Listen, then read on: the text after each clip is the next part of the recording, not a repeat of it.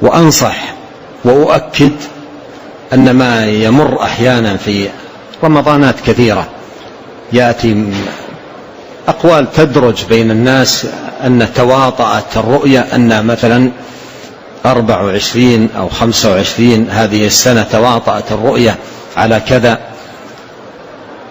فمثل هذا أنا أنصح ألا تقف عنده ولا تهتم له كثيرا، واجتهد في العشر كلها. كل ما تأتي ليلة من ليالي العشر قل هذه ليلة القدر.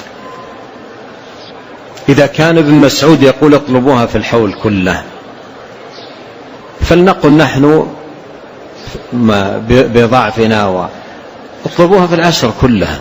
وهذا الذي قاله النبي عليه الصلاة والسلام، قال تحروا ليلة القدر في العشر الأواخر من رمضان.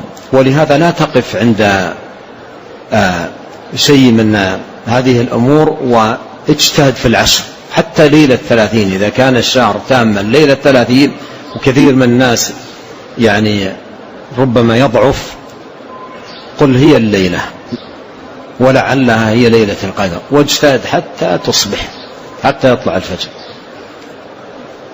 وهذه هي العزائم التي معها الغنائم والربح العظيم بإذن الله سبحانه وتعالى، وتكون مطمئن لنفسك أنك فعلا اجتهدت في هذه العشر متحريا. لكن لو أن إنسانا اجتهد في ليلة ظن أنها ليلة القدر وقيل فيها من الأمارات كذا والعلامات وتواطؤ الرؤى إلى آخره، وضعف في الليالي الأخرى، قد تكون هي في الليالي الأخرى وليست في الليلة التي ظن أنها ليلة القدر. والأشياء التي تقال كلها ظنون ليس فيها جزم، كلها ظنون. فينبغي علينا أن نوظف هذا الحديث توظيفا جيدا في العشر كلها. تحروا ليلة القدر في العشر الأواخر من رمضان.